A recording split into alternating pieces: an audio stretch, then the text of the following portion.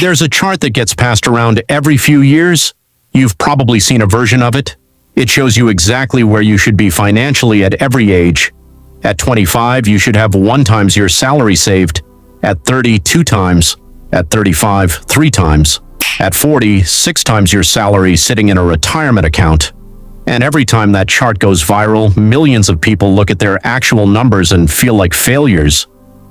Here's what nobody tells you about that chart. Fidelity made it.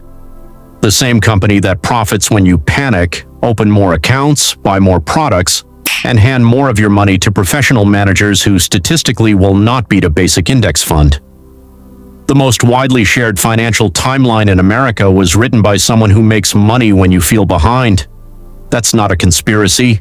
That's just marketing with a spreadsheet. My name is Sachi, and this channel exists because nobody sat me down and explained how any of this actually works. If you've ever stared at one of those milestone charts and felt that specific kind of dread, not scared exactly, more like quietly ashamed, hit subscribe. Because today we're going to look at where that timeline came from, what the math actually says, and why the most dangerous thing that chart does has nothing to do with the numbers on it. Quick disclaimer before we go further, I'm not a financial advisor and nothing in this video is financial advice. This is me walking you through the research, the math, and the stuff I wish someone had explained out loud before I spent years measuring myself against a benchmark designed to sell me something. Let's start with the timeline itself, because it sounds so reasonable on the surface. Save 1 times your salary by 25. The problem is that the median salary for a 25-year-old in America right now is around $42,000.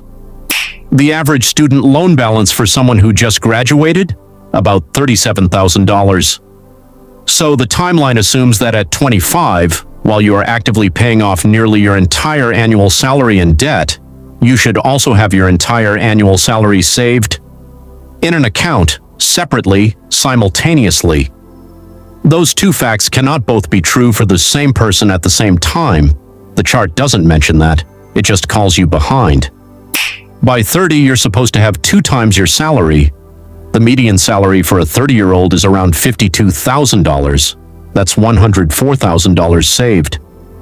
But the median net worth of someone under 35 in America is $39,000, and that includes home equity, car value, everything. The actual liquid retirement savings for the average 30-year-old is closer to $11,000. So when that chart tells 30-year-olds they should have $104,000 saved, it is describing a reality that applies to a tiny slice of the population and presenting it as a universal standard. Most people reading it are not behind the curve. They are being compared to a curve that was never drawn for them. Now, does that mean none of it matters? No. The underlying math behind saving early is completely real. Compound interest is not a myth. Time in the market genuinely is one of the most powerful forces in personal finance. None of that is the problem. The problem is what the timeline does to your behavior when you feel like you've already failed it. Meet Jamie. She's 34. She grew up in a single-income household.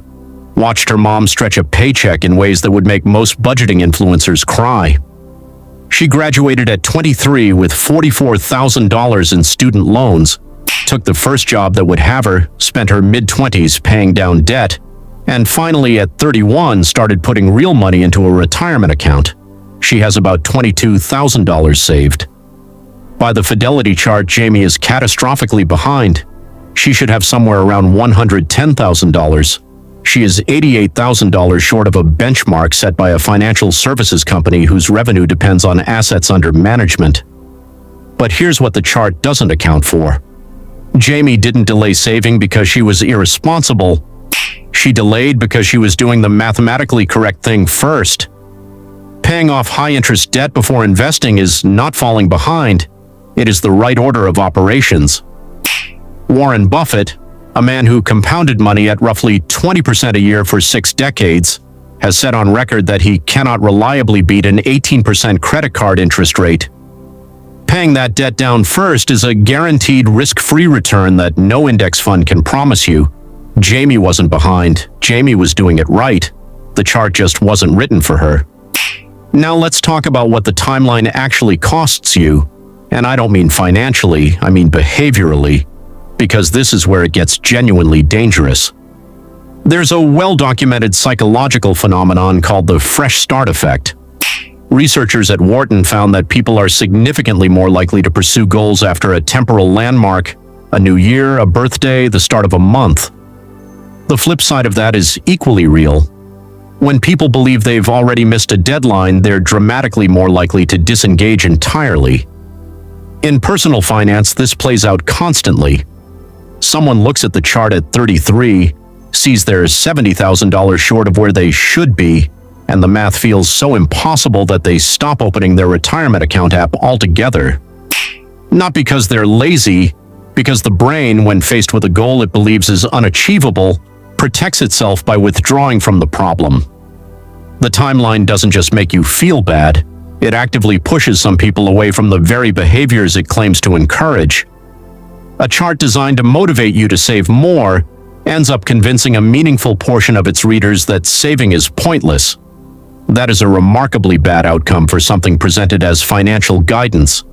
Here's the number that actually matters, and it's not on any milestone chart. The question is not how much you have saved at 33 compared to a benchmark. The question is how much time do you have left, and what does money do during that time? Let's run it. If you're 35 and you start investing $400 a month today, $400, roughly the cost of a car payment, into a low-cost S&P 500 index fund, earning the historical average of about 10% annually, here's what happens. By 45, you have roughly $82,000. By 55, you have around $275,000. By 65, you have approximately $760,000 from $400 a month, starting at 35, without a single dollar already saved. Now here's what changes if you wait 5 more years. Same $400 a month, same 10% return, starting at 40 instead of 35. By 65, you have about $452,000. The difference between starting at 35 and starting at 40 is roughly $308,000. That is what 5 years cost you, not starting at 22 versus starting at 35, 5 years. That gap is meaningful, but it is not catastrophic. It is not your retirement is ruined. It is not you should have known better. It is a number with a solution, and the solution is starting now, not staring at a chart that tells you how far back you are. This is the core lie the timeline tells. It frames personal finance as a race where your position at any given checkpoint determines whether you can finish. It doesn't. Personal finance is not a race. It's a compounding machine, and compounding machines don't care what lap you're on when you turn them on. They care how long they run after you do. Let's talk about the people the timeline was actually designed for. Because it wasn't designed for Jamie, it wasn't designed for the person who graduated into a recession, or spent their late 20s in a low-paying industry they've since left, or took time off to raise kids or care for a sick parent, or spent years digging out of medical debt they didn't choose. The Fidelity milestone chart implicitly assumes a continuous, uninterrupted earning trajectory starting from your early 20s at a salary high enough to both cover expenses and save aggressively simultaneously. That profile, the continuous earner, no major interruptions, adequate salary from the jump, describes a specific and statistically uncommon version of an American career. It does not describe most people's actual lives. The Federal Reserve's Survey of Consumer Finances breaks this down clearly. Wealth in America is distributed so unevenly that the average and the median tell completely different stories. The average retirement savings for someone aged 35 to 44 is around $141,000. Sounds fine. The median, the actual middle of the distribution, the number that describes a typical person rather than a population skewed by outliers, is $45,000. The average is 3 times the median because a small number of people with very high balances pull the number up dramatically. When Fidelity tells you the target, they're anchoring to an average that most people will never see, and then they're calling you behind for not meeting it. Now here's where I want to be precise, because I'm not making the argument that saving for retirement doesn't matter. It absolutely does. I'm not making the argument that you should feel fine about not saving anything. Time is the one resource in this equation you genuinely cannot get back. Every year you delay is a real cost. What I am saying is this: the shame the timeline produces is doing active damage. And the antidote to that shame is not a different chart with different numbers. It's understanding how the machine actually works so you can make decisions from a position of clarity instead of panic. So let's build the actual framework, the one that works regardless of where you're starting from. Step 1. Kill the high-interest debt first. Anything above roughly 7 or 8% interest. Credit cards, personal loans, high-rate car payments. This is not falling behind on investing. This is the correct first move.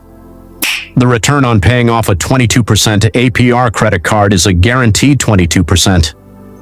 There is no investment vehicle on earth that offers you a guaranteed 22% return. Do this first. Step 2. Build a cash buffer, 3 to 6 months of actual expenses in a high-yield savings account. Not your checking account, not a mattress, a high-yield savings account or short-term treasury bills, which are currently paying somewhere in the 4 to 5% range. This buffer is not dead money. It is the thing that keeps you from having to sell investments at a loss when an emergency hits. It is also the thing that keeps an emergency from becoming a debt spiral. Step 3. Capture any employer match in your 401k before you do anything else with investing dollars. This is a 50 to 100% instant return on your money depending on your employer's match formula. There is no legitimate argument for not doing this before anything else. It is free money with a one-step enrollment process.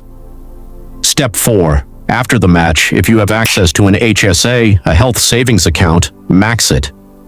This is the only triple tax-advantaged account in the American tax code.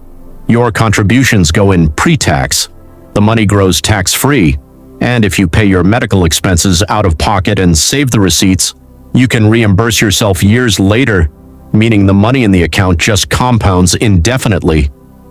There is no statute of limitations on HSA reimbursement. A $4,000 medical expense you paid out of pocket at 35 can be reimbursed from your HSA at 60. The IRS allows it. Most people have no idea. Step 5. Max a Roth IRA if your income qualifies. In 2026, the contribution limit is $7,000. The Roth grows tax-free and comes out tax-free in retirement. If you're starting later and expect your income to rise, getting money into the Roth now, while you're potentially in a lower bracket, is one of the highest leverage moves available to a regular person. Step 6. Go back and increase your 401k contributions beyond the match. Aim for 15% of gross income total across all retirement accounts as a long-run target. You don't have to hit 15% immediately. Auto-escalation, a feature buried in most 401k plans that bumps your contribution by 1% each January automatically, is one of the most powerful and underused tools in personal finance. One click, compounding effect for the rest of your career.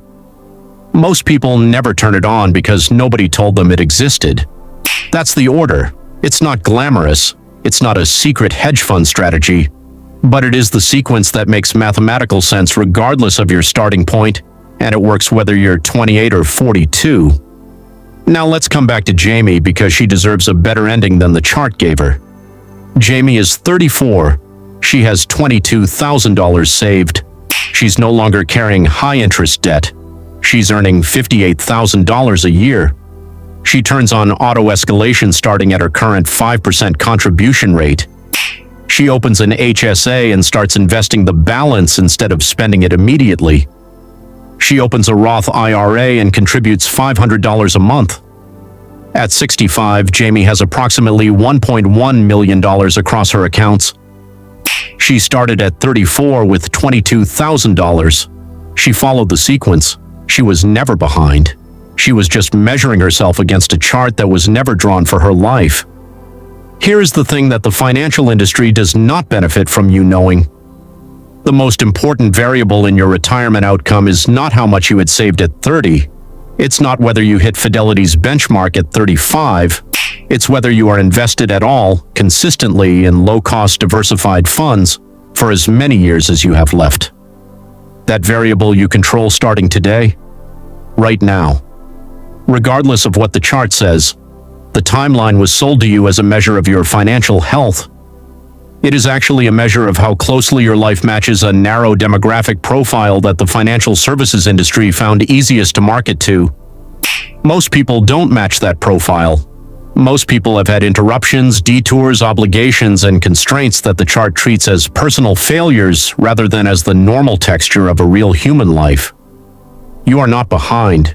You are wherever you are, with however many years you have left, and a compounding machine that does not care about your starting position. It only cares that you turn it on. So here is your actual homework, not the chart, not the benchmark. One thing, log into your 401k today, find the auto-escalation toggle, turn it on. If you don't have a 401k, open a Roth IRA this week. Fidelity, Vanguard, Schwab, all free to open, no minimum balance required at most of them. Set up a $50 automatic contribution if that's what you have. Then leave it alone. The timeline they sold you was fake, the math is real, and the math says you still have time. I'll see you in the next one.